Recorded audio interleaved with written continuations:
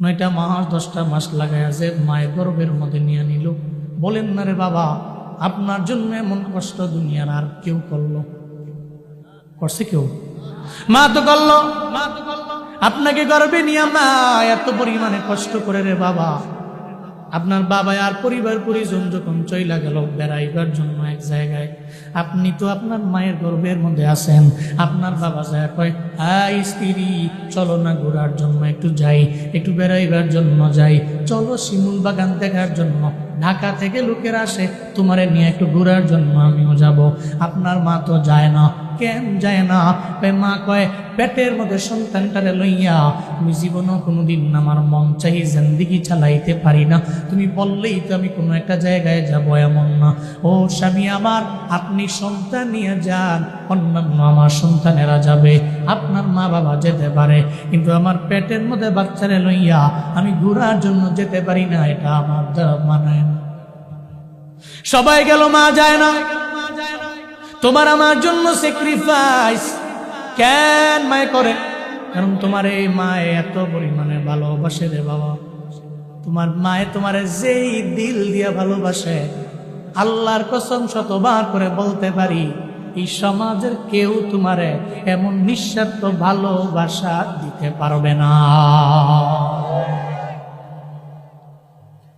আল্লাহ পাক বলে, মায়ে গর্ভে নিয়ে বড় করলো, কষ্টের পর কষ্ট। আবার জমিনের মধ্যে তুমি আসার সময় মা তোমার জন্য বালতি বড় রক্ত জমিনের মধ্যে ঝরাইছে, ঝরান নাই? বালতি বড় রক্ত আমার আপনার জন্য তো মা ঝরাইলো। দুনিয়াতে আসার সময় মা এত কষ্ট করলো, আবার দুনিয়াতে আসার পরে 2টা বছর মা আমার আপনাকে দুগ্ধপান করাইলো। আল্লাহ কয়, তোরে গর্ভে নিয়ে বড় করলো যেই মায়, দুনিয়াতে আসার সময় রক্ত ঝরাইলো, বালতি পড়া রক্ত যেই মায়, আবার দুনিয়াতে আসার পর 2টা বছর দুগ্ধপান করাইলো যেই মায়। এই বান্দা, জীবনেও কোনোদিন ওই মা বাবার সাথে খারাপ আচরণ করা যায় না। নিষেধ করেছেন কে? আবার ওসিয়ত করলেন কে? আমি করলাম। কি করছেন? আল্লাহ পাক করছেন। তাহলে আমি কেন করব? 1 নম্বরে রবের শুকর, আল্লাহ পাক আমার মালিক। 2 নম্বরে আমি কেন আমার মা বাবারে রাজি বানাবো? এর ব্যাকগ্রাউন্ডে কারণ হলো, কারণ আমার মা বাবা আমারে এত কষ্ট করে করে আমারে বড় বানাইলেন। এবার আবার আসেন, আপনি আব্বা আম্মারে রাজি কেন বানাবেন? সন্তানেরা আব্বা আম্মারে সন্তুষ্ট করে আপনি কেন চলবেন জমিনের মধ্যে? কারণ আব্বা আম্মারে সন্তুষ্ট করে তো দুনিয়াতে বড় বড় ব্যক্তিরা দামি হয়ে গেছে। এরা বড় হয়েছে কেমনে? এদের ব্যাকগ্রাউন্ডে মায়ের দোয়া আছে। আল্লাহ পাক মায়ের দোয়ার বদৌলতে এদের বড় দামি বানায় দিল। বাইজিদ বুস্তামি রহমাতুল্লাহ আলাইহি কত বড় একজন ওলি কামিল জানো? বিশম্বপুরের মানুষেরা আজও তার নাম, মানুষের জবানে জবানে তার নাম। কেন তার নাম? বাইজিদ বুস্তামি এত পরিমাণে দামি কেমনে হলো? বিশাল ইতিহাস আছে বাইজিদ বুস্তামির নামে। বাইজিদ বুস্তামি ছোটবেলায় যখন ওনার মায়ের গর্ভ থেকে জমিনের মধ্যে আসলেন, বাবা পান নাই। মা একা একা জমিনের মধ্যে আইসাই দেখে এতিম, বাবা নাই। বাবার হারাইয়া বাইজিদ বুস্তামি এতিম হয়ে গেলেন। মা মনে মনে আবদার জানায়, চিন্তা ভাবনা করে, আল্লাহ পাক আমার যে সন্তান দিবে, এই সন্তানটারে আমি মাদ্রাসায় পড়াবো, আলেম বানাবো। বাইজিদ বুস্তামি যখন মায়ের গর্ভ থেকে জমিনের মধ্যে আসলো, এবার মায় একটু বয়স হওয়ার পরে বাইজিদ বুস্তামির সঙ্গে করে লইয়া রওনা হয়ে গেল মাদ্রাসার মধ্যে। যে মাদ্রাসার বারান্দায় দাঁড়াইয়া মাদ্রাসার আসাতিজায়ে কেরামদের দরবারে আবদার জানায়, হুজুর আমার বাইজিদের আমি আপনার হাতে দিয়া গেলাম, আপনি ওরে ছাড়বেন না। যতদিন পর্যন্ত ইলমের সর্বোচ্চ লাইনে না যাবে, ততদিন পর্যন্ত একটা দিনের লেগেও ছুটি দিবেন না। বিশম্বপুরের আম্মা তো আম্মা মাদ্রাসার মধ্যে দিয়া 1 সপ্তাহ পরে যায় কয়, আমার ছেলের ছাড়া আমি খাইতে পারি না, চলতে পারি না, ফল খাইতে পারি না, কিছু পারি না। হুজুর ছুটি দেন, সপ্তাহে সপ্তাহে দেখবেন বাসার মধ্যে নিয়ে আসে। এজন্যই তো আগের দিনের আব্বা আম্মারা বড্ড কঠিন ছিল, এরা মানুষের মতো মানুষ হয়ে গেল। এখন পোলাপান তো মানুষের মতো মানুষ হয় না, অর্ধেক লাইনে এসে নষ্ট হয়ে যায়। কেন? কারণ পোলারে প্রতি সপ্তাহে সপ্তাহে মাদ্রাসা থেকে আনে, হুজুর ছুটি না দিলে কয় এ হুজুর তো অনেক কঠিন, হুজুর মাদ্রাসা ত্যাগ করে দাও, এক মাদ্রাসা বাদ দিয়ে আরেক মাদ্রাসায় দাও, ওই মাদ্রাসা বাদ দিয়ে আরেক মাদ্রাসায় দাও। 15 পারা হিফজ শেষ, এখন ছেলে তো ফ্রি ফায়ার খেলে আর মোবাইল ছাড়া বিন্দু মাত্র পরিমাণ কিছু বুঝে না। ও টিকটকার হয়ে গেছে, একটা পর্যায়ে মাদ্রাসার বারান্দায়ও যায় না, স্কুলের বারান্দায়ও যায় না। এমন নজির প্রমাণ ঘটনা সমাজে আছে না না? আপনি মা বাবা সন্তানেরই মাদ্রাসায় পড়াইয়া আলেম বানাইবেন, সাবধান মা। বাইজিদ বুস্তামির মায়ের মতো হয়ে যান। যেই বাইজিদ বুস্তামি চলে গেলেন, যে বললেন ওস্তাদ আমার বাইজিদ বুস্তামিরে আপনি ছুটি দিবেন না ইলমের লাইনে, সর্বোচ্চ মাকামের মধ্যে যাওয়ার পরে যখন শেষ হয়ে যাবে পাগড়িটা মাথার মধ্যে ঘুরাইয়া আমার বাইজিদের আপনি আমার বাড়ির মধ্যে পাঠাবেন। বাইজিদ বুস্তামিরে দিয়া মা চইলা গেলেন। এদিকে বাইজিদ বুস্তামি সন্তান তো মায়ের কথা মনে পড়ে গেল, মায়ের কথা মনে পড়ে গেল। উস্তাদের দরবারে যায় বলে ওস্তাদ যদি আমারে ছুটি দেন একটু মায়ের দেখার জন্য আমি যাইবার চাই। তোমার মায় মানা করছে রে, নিষেধ করে গেছে, তুমি যাইতে পারবা না। ওস্তাদ আপনি আমার শর্ত দেন, শর্ত দিলে শর্ত মানলে আর পরে আমার ছুটি দিয়েন। তাহলে এই অল্প সময়ের মধ্যে তোমার এই এই কাজগুলো করা লাগবে, এত পারা মুখস্থ করা লাগবে। এটা শর্ত দিয়া দিল, যেই শর্ত অন্যান্য ছাত্ররা পারবে না, এটা স্বাভাবিক পাবে না, অস্বাভাবিক হয়ে যাবে। তার জন্য বাইজিদ বুস্তামিরে দিয়া দিল। কিন্তু আমার মাওলার কুদরতের কারিশমা, আল্লাহ তো বাইজিদের ব্রেন এত পরিমাণে ধারালু বানাইলেন, আল্লাহ পাক তার ব্রেন এত পরিমাণে শার্প বানাইল। বাইজিদ বুস্তামিরে অল্প সময়ের মধ্যে এত পারা মুখস্থ দেওয়ার ব্যাপারে যে শর্তটা দিয়ে দিল, উনি ওই টাইম আসার আগে আগে ওই শর্তটা পূরণ করে নিল। ওস্তাদের দরবারে যে ওস্তাদ এখন আর দেরি করতে পারি না, আমারে ছুটি দিয়ে দেন, আমি চলে যাব মায়ের দরবারে। এখন তো ওস্তাদ বড় বিপদে পড়ে গেছে। বাইজিদ বুস্তামি চলে গেলেন মায়ের দরওয়াজার সামনে। গভীর রাত, দরওয়াজার সামনে দাঁড়াইয়া ডাক দেয় মা। 2 বার ডাক দেয় মা, 3 বার ডাক দেয় মা, কিন্তু মা তো ঘরের মধ্যে আছে, দরওয়াজা ওপেন করে না। ঘুম থেকে জেগে শুনে রে কে যেন মা মা বলে চিল্লায়। বাইজিদ বুস্তামি দরওয়াজার সামনে গিয়ে দাঁড়াইয়া মা মা বলে চিল্লায়, মা দরওয়াজা ওপেন করে না। ঘরের মধ্যে মা আছে রে। মা কয় জীবনেও কোনোদিন তুমি আমার রিয়েল বাইজিদ হতে পারো না। আমার রিয়েল বাইজিদ আমি মায়ের মনে কষ্ট দিয়া মাদ্রাসা পাকি দিয়া জীবনেও আমার সাথে দেখা করার জন্য আসতে পারেন। বাইজিদ বুস্তামি দরওয়াজার সামনে দাঁড়ায় মা মা বলে বলে চিল্লায়। দরওয়াজার সামনে দাঁড়াইয়া খালি মা মা বলে ডাক দেয়, কিন্তু মা কয় জীবনে কোনোদিন তুমি আমার রিয়েল বাইজিদ না, তুমি আমার ফেক বাইজিদ হতে পারো। যাও বাইজিদ, তুমি চলে যাও, তুমি বাইজিদের নাম ধরতে পারো, কিন্তু জীবন আমি মায়ের কথার অমান্য করে তুমি বাড়ির মধ্যে আসতে পারো না। যখন বারবার এটা বলে বাইজিদ চোখের পানি ফালাইয়া একটা পর্যায়ে চিন্তা করে আমার মার মনের মধ্যে কষ্ট চলে যেতে পারে, আমি আর মায়ের সাথে মোলাকাত করব না। নিয়ত করে বের হয়ে যায়, যেদিন আল্লাহ পাক আমার ইলমের সাগরে নিয়ে যাবে, আমার ইলম অর্জন করা শেষ হয়ে যাবে, এরপরে পাগড়ি মাথায় লইয়া মায়ের দরবারে আমি আসব। এটা নিয়ত করে হযরত বাইজিদ রওয়ানা।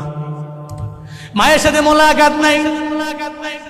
মাদ্রাসায় কি পড়াশোনা করতে করতে করতে আল্লাহর সাথে সম্পর্ক লাগাতে লাগাতে লাগাতে এদিকে মায়ের দোয়া, এদিকে বাইজিদের আমল, এদিকে বাইজিদের ইলম, আমল আর হিলম, ওদিকে মায়ের দোয়া, সবগুলো যখন একসাথে বাইজিদ বুস্তামি পেতে লাগলেন, এদিকে মায়ের দোয়া করে, ওদিকে আবার ইলম অর্জন করে, আবার রাতের বেলা মুসল্লার মধ্যে সম্পর্ক লাগায়। কার সঙ্গে? কার সঙ্গে? আল্লাহর সাথে সম্পর্ক লাগায়। পড়াশোনা শেষ। এটা পড়ো যে বাইজিদ বুস্তামি রহমাতুল্লাহ আলাইহি, আগামীকালকে ওনারে পাগড়ি দেওয়া হবে, পড়াশোনা শেষ হয়ে যাবে, বাড়ির মধ্যে চলে যাবে। বাইজিদ বুস্তামির উস্তাদটা রাতের বেলা যখন ঘুমায় রইল, রাতে ঘুমের মধ্যে আল্লাহ পাক রব্বুল আলামিন গায়ের থেকে আওয়াজ দিয়া বাইজিদের উস্তাদের জানায়া দিছে, এই বাইজিদের উস্তাদ, আপনার তো ধারণাও নাই, বাইজিদ তো এমন ইলম অর্জন করেছে, আবার মায়ের দোয়া এত দামি হয়ে গেছে, আপনার ধারণাও নাই, আপনি চিন্তাও করতে পারেন না, আপনার বাইজিদ এত পরিমাণে দামি হয়ে গেছে। বাইজিদরে আগামীকাল আপনি পাগড়ি একটা দিবেন না, আমি আল্লাহ বলে দিলাম, আমার বাইজিদের মাথার মধ্যে আপনি একটা পাগড়ি উঠাবেন আর একটা পাগড়ি তার হাতের মধ্যে দিয়ে দিবেন। এই দুইটা পাগড়ি কিসের জন্য এটাও আমি বইলা দেই। ও বাইজিদের ওস্তাদ, আমার বাইজিদের পাগড়ি দিবেন একটা, একটা হলো ইলমের পাগড়ি, আর একটা যে সে আল্লাহরে ডাকতে ডাকতে মায়ের দোয়ায় রবের কাছের হয়ে গেল, আর একটা হলো তাসাউফের পাগড়ি, একটা তার তাসাউফের পাগড়ি আর একটা দিবেন তার ইলমের পাগড়ি। চিল্লা পরা যাবে কি মারহাবা? কয়টা পাগড়ি? পাগড়ি দিবেন দুইটা। বাইজিদ বুস্তামি নেক্সট ডে যখন উনি পাগড়ি নেওয়ার জন্য যায়, ওস্তাদ ওনার মাথার মধ্যে পাগড়ি উঠায় দিলেন একটা, এরপর একটা পাগড়ি হাতের মধ্যে দিয়া কয়, বাইজিদ রে, এত দামি হয়ে গেল, আমার আল্লাহ তোমার প্রতি এত পরিমাণে রাজি হয়ে গেছে, পাগড়ি আমি একটা দিতাম, কিন্তু একটা দেওয়ার জন্য তো আল্লাহ বলেন নাই, আল্লাহ বলছে দুইটা পাগড়ি দেওয়ার জন্য, একটা পাগড়ি মাথার মধ্যে দিয়ে দিলাম আর একটা পাগড়ি তোমার হাতের মধ্যে দিয়ে দিলাম, এখনই তুমি নিয়ে চইলা যাও। বাইজিদ বুস্তামি মাথার মধ্যে পাগড়ি লইয়া উস্তাদের দরবার থেকে দোয়া লইয়া আর একটা হাতের মধ্যে পাগড়ি লিয়া চলে গেল মায়ের দরবারে। এদিকে মায়ের দরওয়াজার সামনে গিয়ে বার ডাক দেয়, মা, আমি সেই বাইজিদ তোমার দরবারে এলাম, আমি ইলমের সর্বোচ্চ লাইনে ওইটা গেলাম গো আমার মা, আমার আর ইলম অর্জন করা বাকি নেই, আমি তোমার শর্ত পূরণ করলাম, আমি শর্তটাও মানলাম, এখন তোমার দরওয়াজার মধ্যে হাজির হয়ে গেলাম। বাইজিদ বুস্তামি তাকায়া দেখে ওনার মা চোখে দেখে না, বাইজিদ বুস্তামি তাকায়া দেখি ওই মা কানে কম শুনে। যখন মুসল্লার মধ্যে যখন বাইজিদ বুস্তামির মা বসে রইল, দরওয়াজা ওপেন করে তাকায়া দেখে মা মুনাজাত ধরে ধরে রবের দরবারে আবদার জানায়, আল্লাহ গো, আমার বাইজিদের তুমি ইলমের লাইনে আগায়া দিও, আবার তাসাউফের লাইনেও তুমি আগায়া দিও, আমার বাইজি জীবনটারে পার করে দিছে, মার শর্ত পূরণ করে মাইনা আবদার মানছে রে আমার আল্লাহ। আমি বুড়া হয়ে গেছি, আমার চোখের মধ্যে পাওয়ার নাই, আমি কানে শুনি না, কিন্তু আমার বাইজিদ তো ঠিকই আমার দরবারে আসছেন, আমি মুসল্লায় বসে আছি, আমি জানি মায়ের দোয়া তুমি খালি ফিরা দেও না, আল্লাহ, মায়ের দোয়া তুমি খালি ফিরা দেও না। মুসল্লার মধ্যে বাইজিদের হাতের মধ্যে হাত ধইরা, হাতের উপরে হাত রেখে বাইজিদের ব্যাপারে মা আবদার জানায়, আল্লাহ গো, আমার বাইজিদ আমার কথা মানলো, আমি জানি তুমি তার জামানার শ্রেষ্ঠ ওলি বানায় দিবা। বাইজিদের ব্যাপারে মা রবের দরবারে আবদার করে, আল্লাহ গো, আমার বাইজিদের তুমি দুধে ভাতে খাওয়াইও, আমি তো দুনিয়ার মধ্যে আর থাকতে চাই না, আর দুনিয়ার মধ্যে থাকার আমার আর দরকার নাই, এই জমিনে আমি ছিলাম, আমি নিয়ত করেছিলাম আমার বাইজিদ যতদিন পর্যন্ত ভালো আলেম না হবে, ভালো একজন কোরআনের হাফেজ না হবে, একজন ওলিয়ে কামেল না হবে, ততদিন পর্যন্ত আমি থাকবার চাই দুনিয়ায়।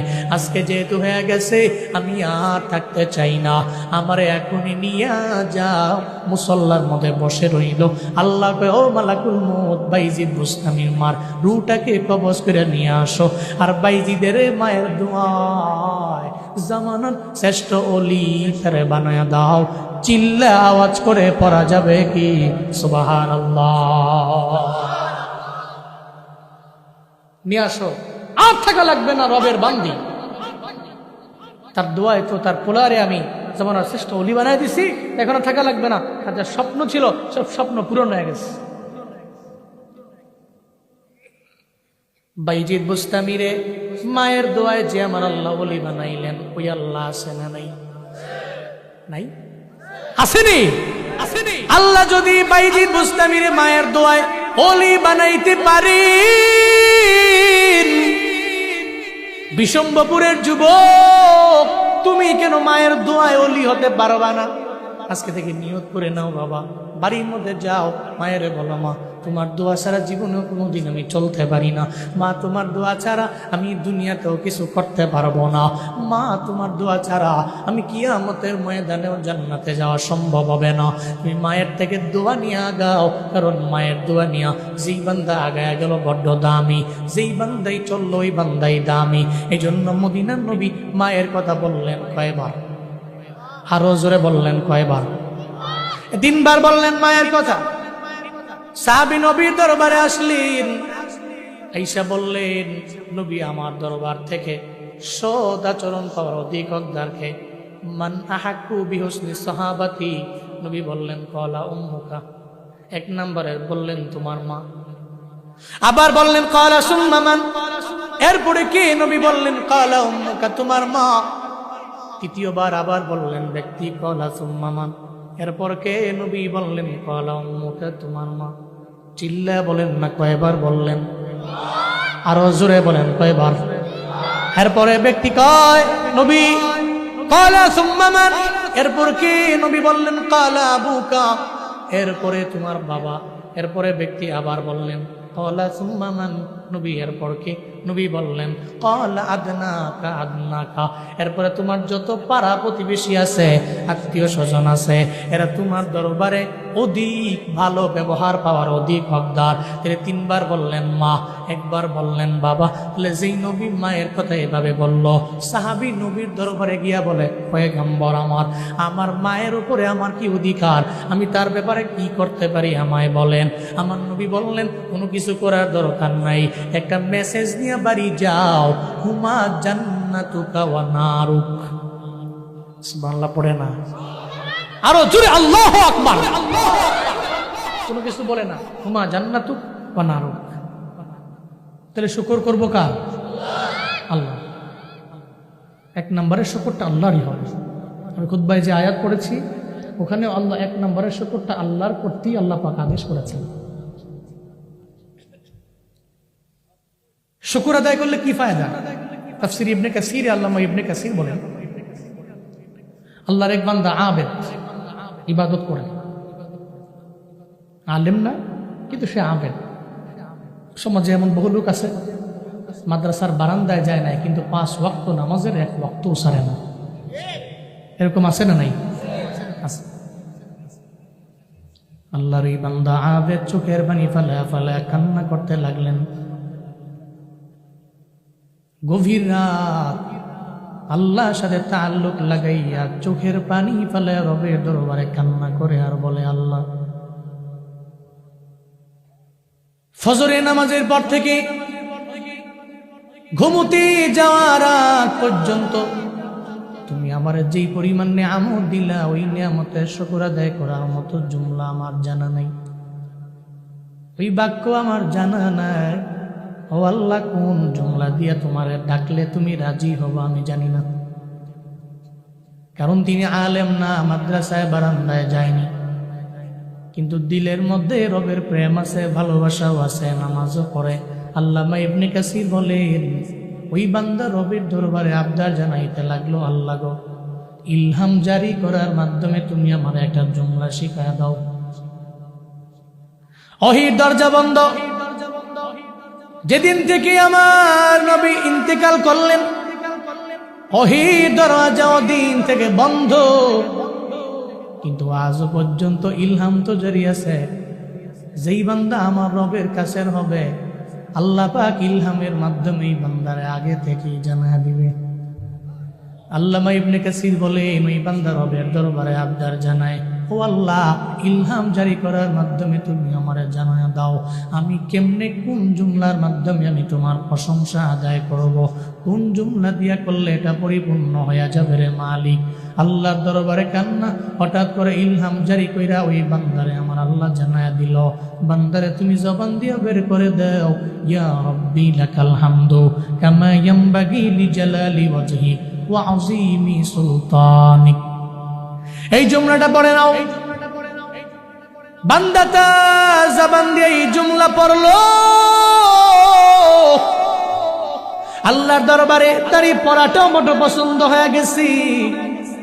ডান কাঁধ এবং বাম কাঁধের মধ্যে 2 জন ফেরেশতা আছে না নাই? আসেনি? জুনায়েদ আল হাবিবের কাঁধে আছে, শ্রোতার কাঁধে নাই।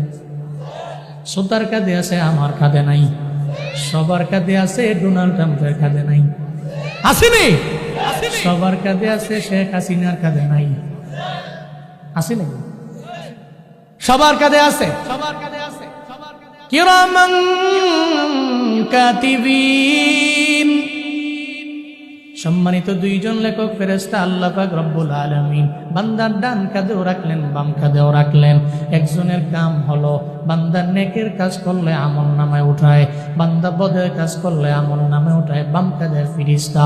এই সম্মানিত দুইজন লেখক ফিরিস্তাকে আমার আল্লাহ নিযুক্ত করে রাখলেন।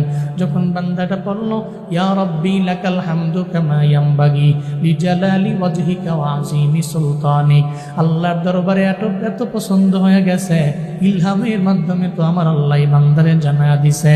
ডান কাঁধের ফিরিস্তা কয়, ও আল্লাহ, আলহামদুলিল্লাহ বললে 10টা নেকি দেওয়া লাগবে আমার জানা। সুবহানাল্লাহ বললে 10টা নেকি দেওয়া লাগবে আমার জানা। বান্দা যখন আপনার বরত্ব প্রকাশ করতে যে আল্লাহু আকবার বলবে, 10টা নেকি দেওয়া লাগবে আমার জানা আছে। কিন্তু এখন তো আলহামদুলিল্লাহ বলার পরে জুমলাটা অতিরিক্ত বাড়ায় বলল, এটার ব্যাপারে কয়টা নেকি দেওয়া লাগবে আমার জানা নাই। আল্লাহ কো ফিরিস্তা, এই বান্দার আমল নামায় 10টা নেকি দেওয়া লাগবে না, এই বান্দার আমল নামায় 20টা নেকি দেওয়া লাগবে না, এই বান্দার আমল নামায় লাখ নেকি দেওয়া লাগবে না, বান্দার আমল নামায় কোটি নেকি দেওয়া লাগবে না, এই বান্দার আমল নামার মধ্যে বিলিয়ন মিলিয়ন ট্রিলিয়ন কোনো নেকি লাগবে না। বরং যে জুমলাটা তার জবান দিয়ে সে বের করে দিল, ওই পুরা জুমলাটাই বান্দার আমল নামায় তুমি উঠায় দাও। ফিরিস্তা বলি, হে মালিক, কেন নেকি দেওয়া লাগবে না, কেন জুমলা? আল্লাহ কয়, ফিরিস্তা, বান্দা যে তার জবান দিয়া জুমলাটা বের করে নিল, হাসরের ময়দানে মিজানের দাড়ি পাল্লায় বান্দা যখন দাঁড়ায় যাবে, বাম হাতের মধ্যে আমল নামা পাইয়া জাহান্নামের দিকে বান্দা দৌড়াবে। আমি আল্লাহর তো কোনো লাভও নাই, লসও নাই। কোন বান্দারে মাফ করে জান্নাতে দিলে আমার আল্লাহর কোনো লাভ নাই। আবার কেউ যদি ক্ষমা না করে জাহান্নামে দেয়, আমার আল্লাহর লস নাই। আল্লাহর লাভও নাই, লসও নাই। এখানে কোনো প্রফিটও নাই আমার আল্লাহর, লসও নাই আমার আল্লাহর। সব লাভ লস হলো আমাদের, সব লাভ লস হলো আপনাদের রে বাবা, সব লাভ লস হলো বিশ্বম্ভপুরের মানুষের, সব লাভ লস হলো অমরপুরের মানুষের। এখানে আল্লাহর কোনো লাভও নাই, আমার আল্লাহর কোনো লসও নাই, আল্লাহর ক্ষতিও নাই। আল্লাহ কয়, ফিরিস্তা, এই বান্দা যখন জাহান্নামের পথে যখন দৌড়ে যাবে, আমি আল্লাহ তখন বলবো, জাহান্নামে যাওয়ার আগে আমল নামাটা আমার কুদরতি হাতের মধ্যে দাও। যখন আমল নামাটা আমার হাতের মধ্যে দিবে, আমি দেখব একটা অসিলা দিয়া বান্দারের জান্নাতের মধ্যে ঢুকে দেওয়া যায় কিনা।